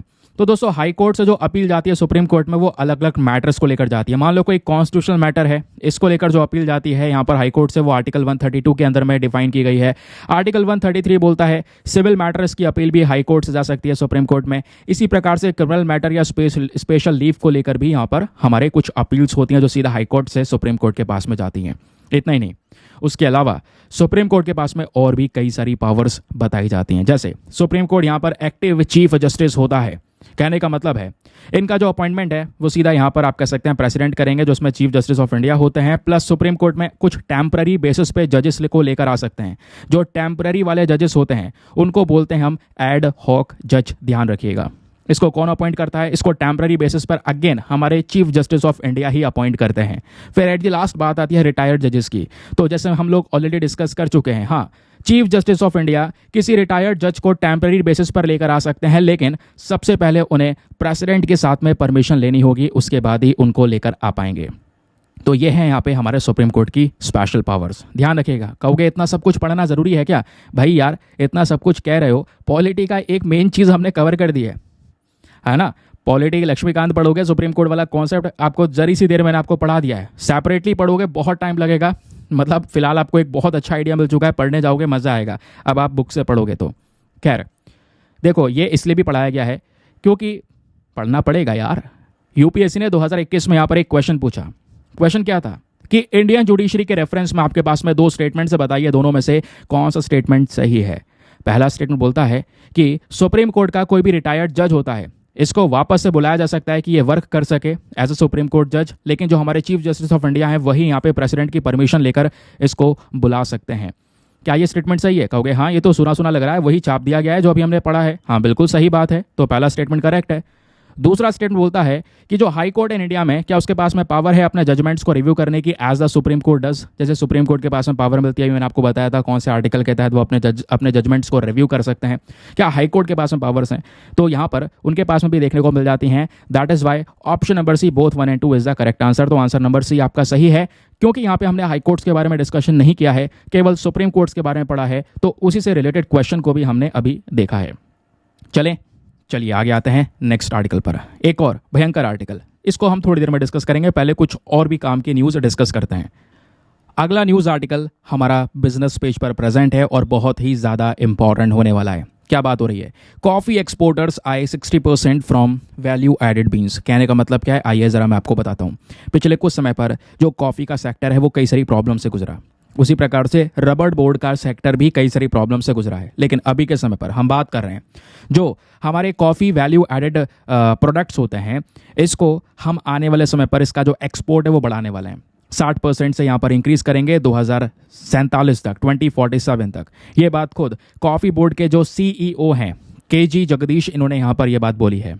और इस वजह से उन्होंने टारगेट लिया है कि road map for the plantation sector towards 2047, इसको लेकर एक पैनल बनाया गया। उस पैनल ने पूरा डिस्कशन किया और यहाँ पे बोला कि जी बिल्कुल हम कॉफ़ी का कल्टीवेशन बढ़ाएंगे। आने वाले समय पर भारत प्रीमियम कॉफ़ी के लिए जाना जाएगा और 2047 तक भारत का जो टोटल कॉफ़ी प्रोडक्शन होगा वो अभी के समय पर जैसे 3.6 लाख टन के आसपास, इसको बढ़ाकर हम 9 लाख टन के आसपास कर देंगे और काफ़ी बड़े एरिया में ग्रो करेंगे। तो आने वाले समय पर जो हमारे चाहे स्मॉल ग्रोवर्स हो, बड़े ग्रोवर्स हो, सबको सपोर्ट किया जाएगा फॉर दी कॉफ़ी प्रोडक्शन। इस बोर्ड की ये सभी प्लानिंग आपको नजर आएगी, जिसमें हमारे एक्सपोर्टर्स को बहुत बड़ा फायदा मिलेगा, बहुत बड़ा मार्केट हमको उनको दिलवाएंगे for exporting our coffee. Now question number 1, coffee को लेकर ये जो पर्टिकुलर आर्टिकल है ऐसे न्यूज़ में रहते हैं। एग्जामिनेशन में अगर कोई चीज़ आती है जहाँ से क्वेश्चन आपके लिए बनेगा तो दोस्तों उसके बारे में आपको पढ़ना चाहिए। और सबसे पहले कॉफ़ी को लेकर कुछ नए अपडेट्स आए हुए हैं पिछले साल से, वो भी पता होने चाहिए। सबसे पहली चीज़ आपको पता होगा, पिछले साल 2023 में वर्ल्ड कॉफ़ी कॉन्फ्रेंस होता है भारत में, और पहली बार ये कॉन्फ्रेंस होता है, तो इसको लेकर आने वाले समय पर क्वेश्चंस बनने के चांसेस बहुत ज़्यादा हैं। इससे पहले जो ये कॉन्फ्रेंस होता है वो 2001 में लंदन में होता है, फिर 2005 ब्राज़ील में होता है, 2010 Guatemala and 2016 Ethiopia. Now finally 2023 में पहली बार भारत में एक कॉन्फ्रेंस होता है जिसका जो मैस्कॉट था, जो लोगो था, वो था कॉफ़ी स्वामी। और यहाँ पे हमने प्रॉपर तरीके से फोकस किया कॉफ़ी के सेक्टर्स को लेकर। अब दोस्तों बात यह है कि जैसे यहाँ पे वर्ल्ड कॉन्फ्रेंस होता है ना, उसी प्रकार से दुनिया में एक ऑर्गेनाइजेशन है जो दुनिया भर के कॉफ़ी सेक्टर को मैनेज करने का काम करती है। उस ऑर्गेनाइजेशन को कहते हैं हम इंटरनेशनल कॉफ़ी ऑर्गेनाइजेशन। इस बॉडी को 1963 में बनाया गया था अंडर द यूनाइटेड नेशन, ताकि दुनिया में कॉफ़ी के इम्पोर्टेंस को बताया जा सके, उसके इकोनॉमिक इम्पोर्टेंस को बूस्ट किया जा सके। ध्यान रखिए, ये इकलौती ऐसी ऑर्गेनाइजेशन है जो कॉफ़ी को लेकर काम करती है, जहाँ पे दुनिया भर के जो कॉफ़ी प्रोडक्शन वाले कंट्रीज़ हैं वो सबका रिप्रेजेंटेशन इसमें होता है। क्या भारत इसका मेंबर है? बिल्कुल, इंडिया भी यहाँ पर इसका सदस्य है। ध्यान रखिएगा, क्वेश्चन आपसे यहाँ पे बन सकता है। नाउ अब थोड़ा सा कॉफ़ी को लेकर दुनिया में क्या स्थिति है ये जान लेते हैं। हाल ही में जो स्टैटिस्टिका की साइट है वहाँ पे ये मेंशन किया गया कि भारत छठा सबसे बड़ा प्रोड्यूसर है कॉफ़ी का पूरे वर्ल्ड में। ये ऊपर नीचे होता रहता है, तो ध्यान रखिएगा। अभी के समय पर जो सबसे बड़े उत्पादक है उसमें ब्राज़ील है, वियतनाम है, कोलंबिया है, इंडोनेशिया है, इथियोपिया है और होंडुरस भी है। लेकिन इंडिया भी दोस्तों इसी लिस्ट में आता है, ध्यान रखिएगा। और इंडिया में स्पेशली जो साउथ इंडियन कॉफ़ी है ये बहुत ही ज़्यादा पॉपुलर आपको देखने को मिल जाएगी all over the world. Now question यहाँ पर यह है कि कॉफ़ी को लेकर और कौन कौन से सवाल बन सकते हैं। पहले ये जान लो दोस्तों, क्या भारत में ये जो कॉफ़ी का प्रोडक्शन होता है ये भारत की खुद की फसल है? नहीं। अगर आप कॉफ़ी का इतिहास देखते हैं तो भारत में कॉफ़ी लाई गई थी 17वीं सेंचुरी के समय पर। और उस समय पर ध्यान रखना, होता यह है यमन से कुछ लोग आते हैं भारत और केवल 7 कॉफ़ी के बीन्स लेकर आए थे। जो फोटो में कॉफ़ी बीन्स दिख रहे हैं, 7 बीन्स लेकर आए। और उसके बाद में यहाँ पर सबसे पहली बार कॉफ़ी का इंट्रोडक्शन इंडिया में उसी 7 बीन से हुआ। फिर डच आए। डच ने भारत के कई सारे हिस्सों को ऑक्यूपाई कर रखा था, आपको पता है 17वीं सेंचुरी के समय पर। इनका एक अहम रोल था, इन्होंने कॉफ़ी का जो कल्टीवेशन है वो बहुत तेज़ी से फैलाना शुरू कर दिया हमारे देश में। फिर उसके बाद ब्रिटिश राज आया। ब्रिटिश राज के समय पर ब्रिटिशर्स ने मिड 19वीं सेंचुरी के समय पर कॉफ़ी कल्टीवेशन को और ज़्यादा बढ़ावा दिया। कमर्शियल कॉफ़ी फार्मिंग दोस्तों आ गई, स्पेशली मैसूर रीजन से। उसके बाद हमारे देश में कॉफ़ी कल्टीवेशन बहुत ज़्यादा बड़े लेवल पर होने लगा। ना आज के समय पर जो क्लाइमेटिक कंडीशंस है और स्पेशली जो सॉइल टाइप्स हैं, ये भी ध्यान रखिए। ये आपसे ज्योग्राफी के पर्सपेक्टिव से पूछ लिया जा सकता है। यानी कॉफ़ी को ग्रो जब करते हैं तो उस पर कैसा क्लाइमेट चाहिए प्लस कैसी मिट्टी चाहिए जहाँ पर हम इसको ग्रो कर सकते हैं। जब बात करते हैं क्लाइमेट की तो हॉट एंड ह्यूमिड क्लाइमेट की काफ़ी ज़्यादा ज़रूरत होती है। कंडीशंस की बात करेंगे तो यहाँ पे कह सकते हैं कि 15 से लेकर 28 डिग्री सेल्सियस के आसपास का टेम्परेचर होना, इससे ज़्यादा होना, इससे कम हो। ज़्यादा कम होगा तो हमारे कॉफ़ी को हार्मफुल जो कंडीशंस है उसमें ये डाल सकता है। जब बात करते हैं मिट्टी की तो वेल ड्रेन्ड लोमी सॉइल काफ़ी ज़्यादा बेटर माना जाता है। स्पेशली यहाँ पर ये अच्छी सॉइल होती है जिसपे आप कॉफ़ी का बढ़िया तरीके से कल्टीवेशन कर सकते हैं। फिर आती है बात यहाँ पर एक्सपोर्ट एंड डोमेस्टिक कंजम्पशन की। ध्यान रखिए दोस्तों, भारत में कॉफ़ी से ज़्यादा वैसे चाय हम लोग कंज्यूम करते हैं, लेकिन धीरे धीरे करके कॉफ़ी का चलन बढ़ चुका है। अप्रॉक्सीमेटली 65 से लेकर 70% जो कॉफ़ी भारत में प्रोड्यूस की जाती है वो सीधा हम एक्सपोर्ट कर देते हैं दूसरे देशों में। बची कुछ ही वो 30-35% जो भी है उसको हम कंज्यूम कर लेते हैं, है ना। लेकिन इंडिया में क्वेश्चन यह है कॉफ़ी कहाँ कहाँ पे इसका डिस्ट्रीब्यूशन देखने को मिलता है, कहाँ कहाँ पे पाई जाती है। तो जब बात करते हैं इंडिया के अंदर में कॉफ़ी प्लांटेशन की तो उसमें है कर्नाटका, केरला, तमिलनाडु, आंध्र प्रदेश, ओडिशा, मणिपुर, मिजोरम और दूसरे और नॉर्थ ईस्टर्न स्टेट्स हैं जहाँ पर कॉफ़ी का प्रोडक्शन होता है। और इन स्टेट्स में से भी अगर हम सबसे बड़े स्टेट्स निकालें, सबसे बड़े उत्पादक को देखें तो उसमें कर्नाटका आता है। दोस्तों ध्यान रखिएगा, very very important question. Karnataka हमारे देश में जितना भी कॉफ़ी का उत्पादन होता है उसका 70% प्रोडक्शन खुद कर्नाटका में होता है। ये अपने आप में एक बड़ा इंपॉर्टेंट डेटा है। और हमारे देश में क्योंकि कॉफ़ी सेक्टर हो चुका है बहुत ज़्यादा बड़ा, तो इसको हैंडल करने के लिए हमने कॉफ़ी बोर्ड ऑफ इंडिया बनाया है। ये जो पर्टिकुलर बोर्ड है ये क्या करता है, ये हमारे पूरे कॉफ़ी सेक्टर को मैनेज करता है। तो ये दोस्तों एक प्रकार की स्टैचुअरी ऑर्गेनाइजेशन, आपको पता है ना स्टैचुअरी ऑर्गेनाइजेशन कौन सी होती हैं। स्टैचुअरी ऑर्गेनाइजेशन वो ऑर्गेनाइजेशन होती हैं जिसको एक कानून यानी एक्ट के माध्यम से बनाया जाता है। तो कॉफ़ी बोर्ड ऑफ इंडिया को कॉफ़ी एक्ट 1942 के तहत बनाया गया। ये जो पर्टिकुलर बोर्ड है हमारे ministry of commerce and industry के अंदर में काम करता है। इस बोर्ड में टोटल 33 मेंबर्स होते हैं, एक चेयरपर्सन भी होते हैं। इसका जो मेन हेडक्वार्टर है कॉफ़ी बोर्ड का वो बैंगलोर में है। Very very important point, please इसको नोट डाउन कर लेना, ध्यान रखना। जो कॉफ़ी बोर्ड है इसका मेन फोकस क्या है, हमारे देश का कॉफ़ी सेक्टर और तेज़ी से ग्रो हो, उसको और ज़्यादा बढ़ाया जा सके, नए इनोवेशंस कर सकें, अपने कॉफ़ी को ज़्यादा से ज़्यादा एक्सपोर्ट कर सकें। ये हमारा मेन टारगेट होता है कॉफ़ी बोर्ड ऑफ इंडिया का। कहोगे इतना सब कुछ पढ़ना जरूरी है? बिल्कुल जरूरी है। देखो एक और क्वेश्चन यूपीएससी का, साल 2008 में यूपीएससी ने डायरेक्टली यहाँ पे सवाल पूछा। एक तरफ आपको बोर्ड्स के नाम दे दिए गए, coffee board, rubber board, tea board, tobacco board. दूसरी तरफ आपको हेडक्वार्टर्स दिए गए हैं। आपको यहाँ पे मैच करना है कि बताइए ये बोर्ड कौन से मतलब एरिया में इसका हेडक्वार्टर है। जैसे अभी हम लोग बात कर रहे थे कॉफी बोर्ड की, तो कॉफी बोर्ड का हेडक्वार्टर कहाँ पर है? बेंगलुरु में। तो पहला वाला तो इस तरीके से मैच हो जाएगा, यानी पहली वाली मैचिंग ऑलरेडी सही हुई हुई है। दूसरा रबर बोर्ड की बात करेंगे तो इसके बारे में अभी डिस्कशन करेंगे भी। तो रबर बोर्ड का हेडक्वार्टर कहाँ पर है? इसका हेडक्वार्टर है कोत्तयम में, तो यहाँ पर ये थर्ड हो जाएगा। उसके अलावा टी बोर्ड का हेडक्वार्टर कहाँ पर है? ये आपका मिलेगा कोलकाता में। टोबैको बोर्ड का हेडक्वार्टर गुंतुर में है। तो अगर आप सीक्वेंस मैनेज करेंगे तो 1 3 4 2 ये हो गया हमारा पूरा मैचिंग का पूरा प्रोसेस। तो ऑप्शन नंबर बी हमारा जो है ये सही उत्तर हो जाएगा। तो आप देख पा रहे हैं ऐसे क्वेश्चन ये डायरेक्टली आए हुए हैं। तो ऐसे क्वेश्चन के पैटर्न को देखकर हम अपने न्यूज़पेपर को एनालिसिस कर सकते हैं अच्छे से, है ना। चलिए आगे आते हैं।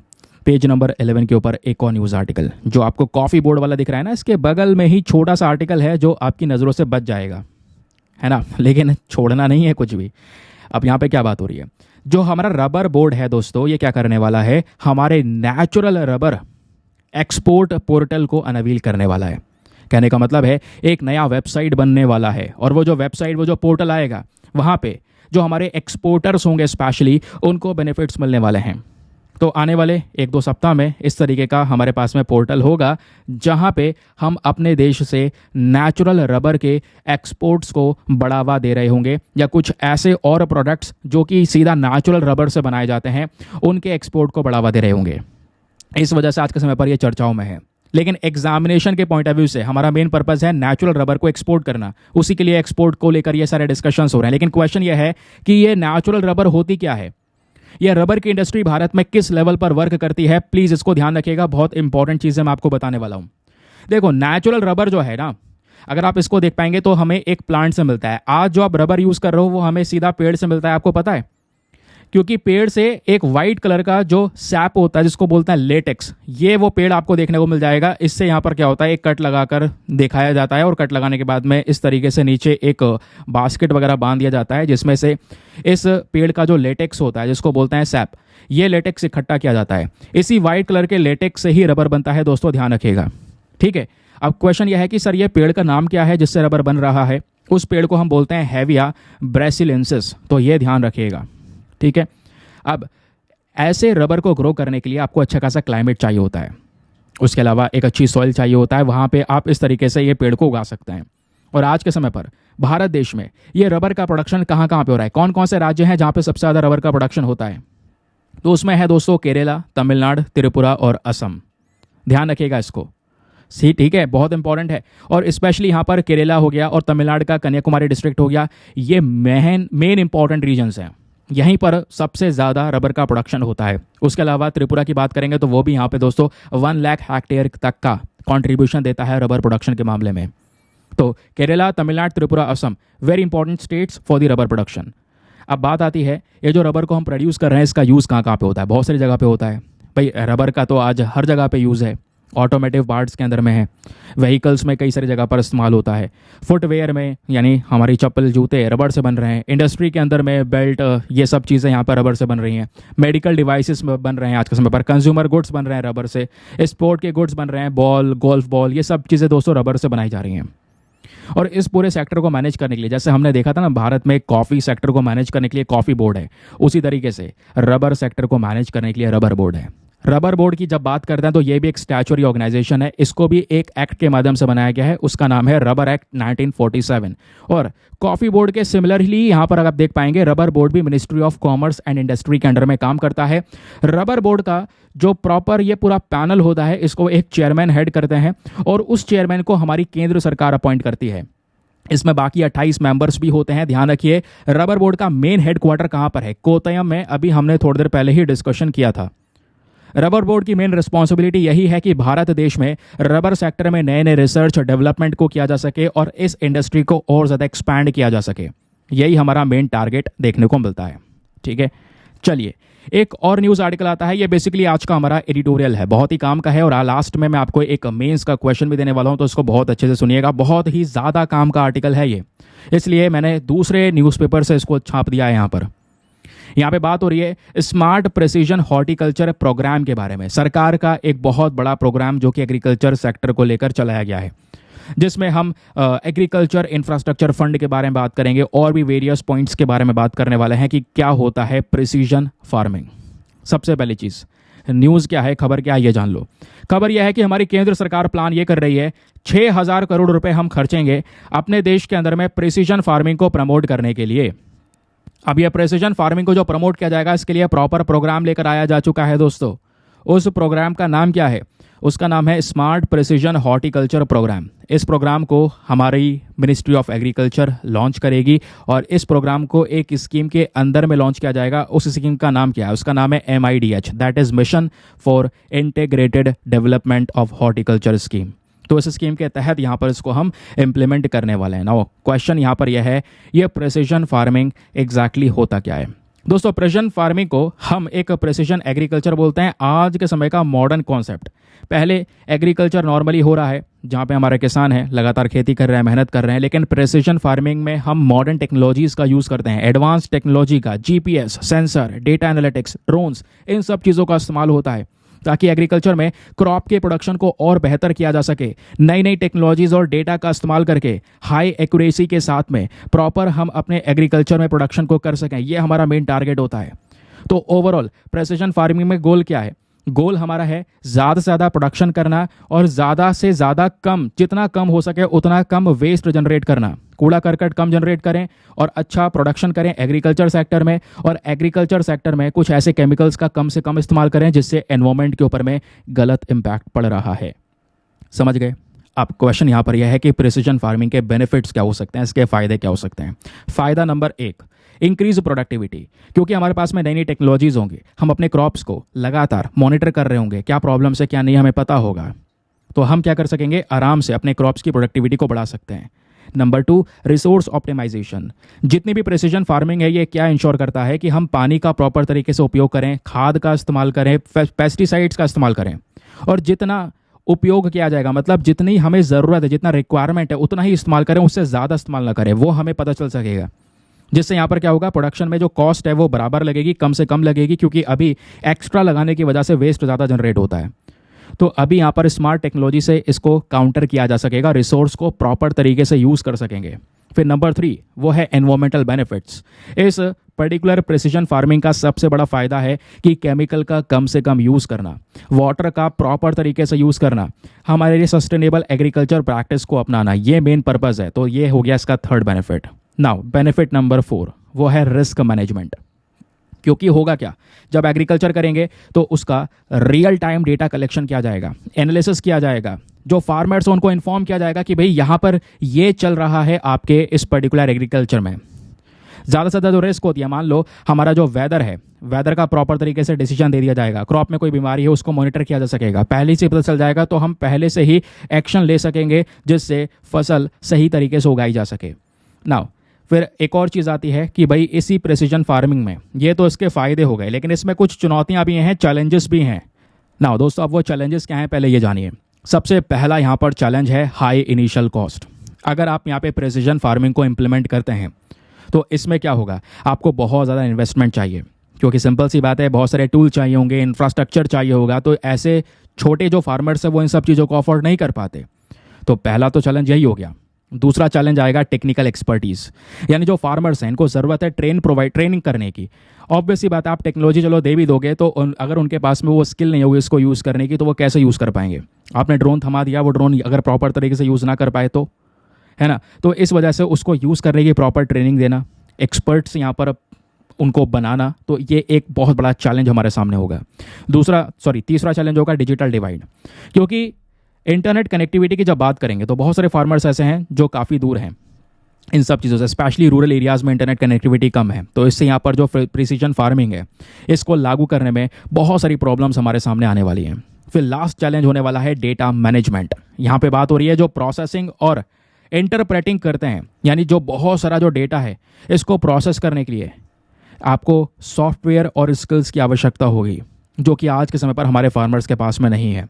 तो वो डेटा को कैसे मैनेज कर पाएंगे। तो ये कुछ चैलेंजेस हमारे सामने होने वाले हैं प्रिसीजन फार्मिंग में, ध्यान रखिएगा।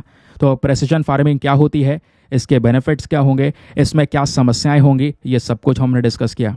लेकिन ये तो हमने ऑल ओवर द वर्ल्ड के एस्पेक्ट में डिस्कस किया है। क्वेश्चन ये है कि भारत में अगर हम प्रेसिजन फार्मिंग को लागू करते हैं तो वो कॉन्सेप्ट क्या है और उसमें क्या क्या चीज़ें हो सकती हैं, ज़रा ये सुनिए। दोस्तों, ये प्रेसिजन फार्मिंग एक मॉडर्न अप्रोच है, जैसा मैं आपको बता चुका हूँ। तो यहाँ पे फोकस किया जाता है अलग अलग रिसोर्सेज के ऊपर में। इंडिया में अगर हम बात करेंगे तो हम फोकस करेंगे प्रॉपर तरीके से न्यूट्रिशन का यूज़ करना। इंडिया में अगर हम बात करेंगे तो हमारा मेन फोकस होगा कि प्रेसिजन फार्मिंग में फार्मर्स को कम मतलब जो खर्चा है कम खर्चा करके एक अच्छा खासा उनको जो बेनिफिट है वो प्रोवाइड करवाना। नाउ अब यहाँ पर एक और चीज़ आएगी, कौन कौन से कदम उठाए गए हैं प्रेसिजन फार्मिंग के लेकर, क्या हम कुछ कर रहे हैं या नहीं कर रहे हैं, चलिए ये जान लेते हैं। जब बात आती है स्टेप्स की तो हमारा एक मिशन है national mission on sustainable agriculture, फिर दूसरा मिशन है प्रधानमंत्री कृषि सिंचाई योजना। ये दो इंपॉर्टेंट प्रोग्राम्स आपको देखने को मिलेंगे जहाँ पे मेन पर्पस होता है हम अपनी मिट्टी की हेल्थ को मॉनिटर करेंगे, पानी का प्रॉपर यूज़ किया जा सके, ये हमारा मेन पर्पस होगा। तो ये कदम उठा रहे हैं हम धीरे धीरे अलग अलग प्रोग्राम्स के माध्यम से जहाँ पर हम प्रेसिजन एग्रीकल्चर को प्रमोट करेंगे। उसके अलावा गवर्नमेंट ने अभी ड्रोन का इस्तेमाल करने को लेकर ज़्यादा बढ़ावा दिया है। सरकार डिजिटल पब्लिक इंफ्रास्ट्रक्चर को अनाउंस कर चुकी है जहां पे हम अपने एग्रीकल्चर सेक्टर में जो हमारे फार्मर्स हैं उनको नई टेक्नोलॉजी और इन्फॉर्मेशन प्रोवाइड करवाएंगे। इतना ही नहीं, प्रेसिजन फार्मिंग टेक्नोलॉजी को यहाँ पर दोस्तों डेवलप किया जा रहा है और कई सारे यहाँ पे जो इस प्रकार के सेंटर्स वो बनाए जाएंगे। इसके लिए यहाँ पर एक फंड है, that is agriculture infrastructure fund. इसको लॉन्च किया गया कोविड-19 के समय पर, है ना। अब इस फंड के पास में प्रोविजन है कि हमारे एग्रीकल्चर सेक्टर में जो स्मार्ट और प्रिसीजन टेक्नोलॉजीज है उसको लेकर ये फंडिंग प्रोवाइड करवाएगा। फिर उसके बाद में एक और चीज़ आती है कि यहाँ पे जो हमारे फंड्स हैं, जो पैसा है, ये रिलीज़ किया जाएगा स्टेट्स को, यूनियन टेरिटरीज़ को अलग अलग प्रोजेक्ट्स के लिए, जिसमें यहाँ पे हम आर्टिफिशियल इंटेलिजेंस, मशीन लर्निंग ऐसी चीज़ों का यूज़ करेंगे। इसको लेकर ऑलरेडी एक स्कीम हमारे गवर्नमेंट की देखने को मिल जाएगी जिसका नाम है नेशनल ई गवर्नेंस प्लान। ठीक है, तो ये कुछ स्टेप्स ऑलरेडी हम ले चुके हैं। लेकिन अभी बात यह है कि प्रेसिजन फार्मिंग के अंडर में जो एरिया है इंडिया में वो कहाँ कहाँ पर प्रॉब्लमेटिक सिनेरियो देखने को मिलेगा। देखिए, भारत में जो प्रेसिजन फार्मिंग है इसको लेकर अभी कवरेज बहुत कम है। पंजाब, हरियाणा, महाराष्ट्र, आंध्र प्रदेश, यहीं पर मैक्सिमम एग्रीकल्चर सेक्टर्स नजर आएंगे। टेक्नोलॉजी अगर हम अडॉप्ट करेंगे तो टेक्नोलॉजी हमें अडॉप्ट करनी होगी बड़े एरियाज़ में। छोटे एरिया में दोस्तों सबसे बड़ा चैलेंज यही है कि हमारे जो स्मॉल स्केल फार्मर्स हैं वो इस चीज़ को अभी के समय पर अफोर्ड नहीं कर पा रहे हैं। इसके बारे में अवेयरनेस फैलाना ये बहुत ज़्यादा ज़रूरी है। स्मॉल फार्मर्स के पास में ज़्यादा जागरूकता नहीं है, ये एक बहुत बड़ा चैलेंज है। हमारे पास में इतना प्रॉपर इंफ्रास्ट्रक्चर नहीं है कि हम डिजिटली ऐसी टेक्नोलॉजीज़ को यहाँ पे लागू कर सकें। ये भी हमारे लिए एक बहुत बड़ा चैलेंज सामने आ जाता है ना। क्वेश्चन यहाँ पर यह है कि हमारे पास में प्रेसिजन फार्मिंग को इस तरीके की नई टेक्नोलॉजी एग्रीकल्चर सेक्टर में बूस्ट करने के लिए कई सारी स्कीम्स के प्रपोजल आ चुके हैं। जैसे जब बात करते हैं स्कीम की तो यहाँ पर हमारी जो एग्रीकल्चर मिनिस्ट्री है वो काम कर रही है स्मार्ट प्रेसिजन हॉर्टिकल्चर प्रोग्राम के ऊपर में। ये प्रोग्राम इस मिशन के अंडर में चलाया जाएगा जिसके लिए सरकार ने प्लान किया है 6,000 करोड़ खर्चेंगे अभी, जिसके वजह से हम ये आर्टिकल डिस्कस कर रहे हैं। न्यूज़ तो यही है ना, उसी वजह से तो यहाँ पे चर्चाएं हो रही हैं ना। जब बात आती है कवरेज की तो इस स्कीम में दोस्तों यहाँ पे 15,000 एकड़ की जो ज़मीन होगी आने वाले 5 सालों में उस पर्टिकुलर एरिया में कवर किया जाएगा। उसमें जो बेनिफिट्स प्रोवाइड करवाए जाएंगे फार्मर्स को, जो फार्मर्स लगातार वर्क कर रहे हैं। ठीक है, यह बात दोस्तों ध्यान रखिएगा। बाकी आती है कि बात इसमें क्या भारत ये सब अकेले कर पाएगा, ये टेक्नोलॉजीज़ हम एग्रीकल्चर सेक्टर में प्रोवाइड करवा पाएंगे। तो दोस्तों, प्रेसिजन एग्रीकल्चर में सबसे इंपॉर्टेंट चीज़ यह है कि हम अभी कोलैबोरेट कर रहे हैं अलग अलग देशों के साथ में, जैसे नेदरलैंड हो गया, इजराइल हो गया, इनके साथ में कोलैबोरेशन चल रहा है। और ये जो कोलैबोरेशन है आने वाले 5 सालों में मिलकर हम बहुत सारे सेंटर ऑफ एक्सीलेंस ओपन करेंगे। Already 32 centre of excellence setup कर दिए गए हैं भारत के 14 राज्यों में इजराइल की मदद से, जहाँ पे हम एग्रीकल्चर सेक्टर में नई टेक्नोलॉजीज़ को इंक्लूड करने की बात कर रहे हैं। क्लियर हो गया? चलिए आगे आते हैं अपने आज के मेंस के क्वेश्चन के ऊपर। अगर आपने ये सभी चीज़ों को अच्छे से सुन लिया है तो ये क्वेश्चन को अटेम्प्ट कीजिएगा, मज़ा आएगा। और मेंस का क्वेश्चन यह है, what do you mean by precision farming, also discuss it's benefits and challenges. 250 शब्दों में आंसर लिखना है कि प्रिसीजन फार्मिंग क्या है, पहले ये बताइए, इसमें क्या फ़ायदे क्या चुनौतियां हमारे सामने आ सकती हैं, ये आपने बताना है 250 शब्दों में। और आंसर लिखने के बाद में कहाँ पे सबमिट करना है, टेलीग्राम पर जाना, वहाँ पे जाके सर्च बॉक्स में लिखना दीपक यादव एजुकेशन मेंस ग्रुप। जैसे आप फुल फॉर्म लिखोगे मेरा टेलीग्राम चैनल मिलेगा जहाँ पे ऑलरेडी 78,000 से ज़्यादा लोग जुड़ चुके हैं। आप भी जुड़कर अपने आंसर्स को लिखकर वहाँ पे सबमिट कर सकते हैं। और आंसर को सबमिट करने के साथ साथ एक छोटा सा काम और करना है, एटलीस्ट सभी लोग को दो दो आंसर्स रिव्यू करने हैं। जब आप सभी लोग दो दो आंसर्स को रिव्यू करोगे बहुत सारे फायदे होंगे आपको भी और सामने वाले को भी। आपको कुछ इंपॉर्टेंट पॉइंट्स मिलेंगे जो आप अपने नोट्स में इंक्लूड कर सकते हैं। सामने वाले के आंसर में अगर कोई मिस्टेक होती है तो आप उनको बता सकते हैं कि यहाँ पर इंप्रूवमेंट की आवश्यकता है। इस प्रकार से कोऑपरेटिव वे में वो पूरा का पूरा ग्रुप काम कर रहा है। ठीक है, चलिए दोस्तों आगे आते हैं। अब स्टार्टिंग में आपको एक प्रैक्टिस क्वेश्चन दिया गया था। अपने लेक्चर को हम एंड कर रहे हैं। स्टार्टिंग में एक क्वेश्चन दिया था ना कि पीएम आशा स्कीम के अंदर में इन चारों में से कौन कौन से कंपोनेंट्स आते हैं, तो केवल दो कंपोनेंट हैं। अब वो दो कंपोनेंट कौन कौन से हैं, पहला और दूसरा, है ना। इसमें कुछ कंपोनेंट्स हैं जैसे price support scheme, price deficiency payment scheme, ये सब कुछ मैं आपको पढ़ा चुका हूँ परसों के वीडियो में। तो 1 और 2 सही उत्तर है, यानी कि ओनली 2 अगर आप देख पाएंगे तो ये केवल दो कंपोनेंट्स हैं हमारे प्रधानमंत्री अन्नदाता आय संरक्षण अभियान के। ठीक है, चलिए आगे आते हैं। उसके अलावा स्टार्टिंग में आपको एक मैप का क्वेश्चन भी दिया गया है। जो मैप का क्वेश्चन दिया है उसमें अमेजन रिवर को मैंने मैप में देखने के लिए बोला है। चलिए आपको इसके बारे में जानकारी दे देता हूँ। अमेजन रिवर हाल ही में काफ़ी ज़्यादा चर्चाओं में आई है। दुनिया की एक बहुत बड़ी नदी मानी जाती है जब हम वाटर वॉल्यूम की बात करते हैं तो उस एस्पेक्ट में, है ना। उसके अलावा जो सेकंड लार्जेस्ट रिवर है वर्ल्ड में, वो मतलब इसको अमेजन रिवर को सेकंड लार्जेस्ट रिवर यहाँ पर हम कह सकते हैं नाइल के बाद में। पहली नाइल नदी है जो यहाँ पे इजिप्ट वाले सेक्शन में पूरी क्रॉस होती है। तब जब बात आती है दोस्तों अमेजन नदी की, ये कहाँ पर है, साउथ अमेरिका में है। इसका एग्जैक्ट लोकेशन ये देखिए, ये है वो हमारी अमेजन रिवर जो अमेजन के जंगल में फैली हुई है। ये आप देख पाएंगे वेनेजुएला है, कोलंबिया, इक्वाडोर, पेरू और ये बड़ा सा देश ब्राज़ील। यहाँ पे ये अमेजन रिवर आपको देखने को मिल जाएगी। पेरू से होते हुए सीधा इस पर्टिकुलर ब्राज़ील में एंट्री लेने के बाद में पूरे ब्राज़ील को क्रॉस करके सीधा अटलांटिक ओशन में जाकर ये नदी गिर जाती है। तो अमेजन नदी का जो बेसिन है ना वो बहुत बड़े रीजन में फैला हुआ है। तो ध्यान रखिए अमेजन नदी कौन कौन से देश में इसका बेसिन फैला हुआ है, Brazil, Peru, Ecuador, Colombia, Venezuela, Bolivia, इन सब देशों में इसका बेसिन हमको नजर आता है। ठीक है, बहुत इंपॉर्टेंट पॉइंट है। इसकी जर्नी कहाँ से शुरू होती है, पेरू में। देखो होता यह है कि अगर आप एंडीज़ माउंटेन्स के बारे में पढ़ चुके हैं तो यहाँ पे एंडीज़ की पहाड़ियाँ हैं। इन पहाड़ियों में से यहीं पर दोस्तों ये नदी बनकर आती है और ऐसे होते हुए इक्वाडोर से होते हुए कोलंबिया, वेनेजुएला, ऐसे एक पर्टिकुलर तरीके से निकलकर सीधा अटलांटिक ओशन में जाकर ये गिर जाती है। ठीक है, ये बात यहाँ पर ध्यान में रखिएगा, इंपॉर्टेंट है ये। इस रिवर का जो साइज़ है वो सीज़न के हिसाब से चेंज होता है। जब सूखा पड़ जाएगा साइज़ छोटा हो जाएगा, जब बारिश खतरनाक होगी साइज़ बढ़ जाएगा नदी का। सिंपल सी बात है, इसमें कोई ज़्यादा मतलब कॉम्प्लेक्स नहीं है सिचुएशन समझने के लिए। उसके अलावा जैसे मैं आपको बता ही चुका हूँ एंडीज़ माउंटेन से बनती है, उसके अलावा अटलांटिक ओशन में जाकर यहाँ पर ये नदी खाली हो जाती है। और ध्यान रखिए अमेजन नदी जब बहती है ना तो आसपास से कई सारी नदियाँ आके इसमें मिलती हैं। जो आसपास से कई सारी नदियाँ आके मिलती हैं उसको बोलते हैं ट्राइब्यूटरीज यानी कि सहायक नदी। तो अमेजन नदी की बहुत सारी ट्राइब्यूटरीज हैं, जैसे यहाँ पर रियो नेग्रो नाम है एक का, फिर है मदेरा रिवर हाल ही में चर्चाओं में थी, ये भी डिस्कस किया है, जिंशू रिवर है। ये कुछ इंपॉर्टेंट नदियाँ हैं जो सहायक नदियाँ मानी जाती हैं अमेजन नदी की, ध्यान रखिएगा। तो यह है दोस्तों आज का हमारा पूरा का पूरा सेशन। आई होप आपको मजा आया होगा, बहुत सारी जानकारी मिली होगी। अपना फीडबैक नीचे कमेंट सेक्शन में ज़रूर से लिखना, अपने सजेशन लिखना इस पर्टिकुलर वीडियो को लेकर। मिलते हैं आपसे अगले वीडियो में। आज के लिए bye bye, have a nice day, thank you and जय हिंद।